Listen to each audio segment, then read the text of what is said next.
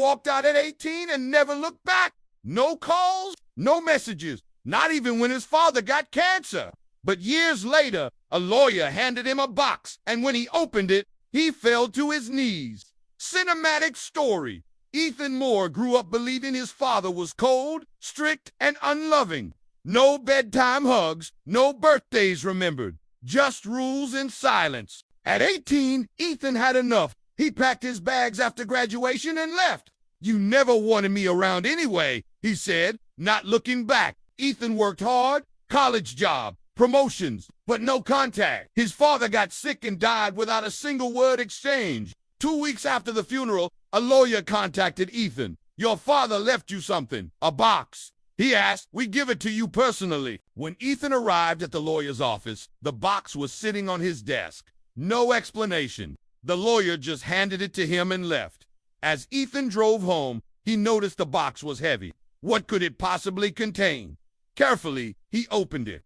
Inside, nestled in layers of tissue paper, sat a journal. The leather was worn, the pages aged. Beneath it, a hospital bill from when Ethan was 9, anonymously paid in full. And beneath that, a photograph of a younger Ethan sleeping with the words, "Even when I couldn't say it, I was proud." Then, tucked in the corner, a small USB. As he clicked play, the room felt colder. It was his father's voice, raspy with emotion. "I never knew how to show love, but I watched you grow.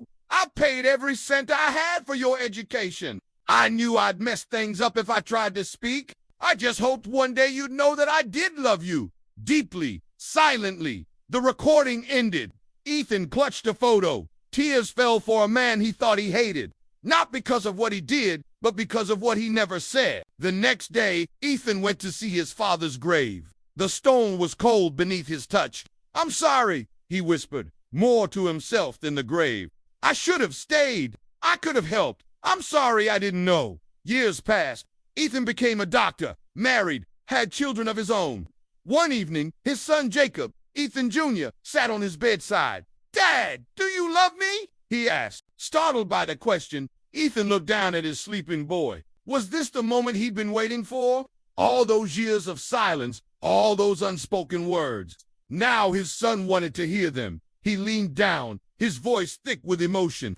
"More than words, my love, more than words. Life is a series of choices, big and small. Every decision we make, every path we choose, it leads us somewhere. Sometimes we yearn for a different outcome, a second chance to choose differently. But what if the road less traveled led us back to where we started?" Cinematic story. Amelia Stone always felt overshadowed by her twin sister, Isabella. Identical in appearance, yet their personalities were chalk and cheese. Bella, the outgoing socialite, while Amelia preferred the solace of books and solitude. Their parents, in their own words, were doting but not equal.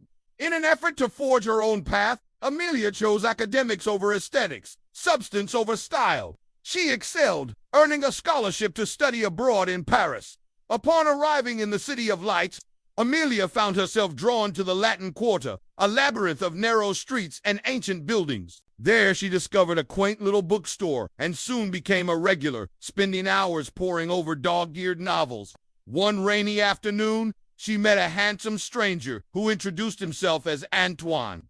Drawn to his easy charm and fluency in French, Amelia found herself falling in love. In no time, he was her guide to the city, helping her navigate not just the streets of Paris, but also the complexities of the French language. They explored art galleries, strolled along the Seine, and shared countless cups of coffee, discussing everything from philosophy to their favorite pastries. Meanwhile, back in New York, Bella was living her own adventure. Having always desired fame and fortune, she auditioned for a modeling gig in Milan. Her striking looks and natural poise landed her the job.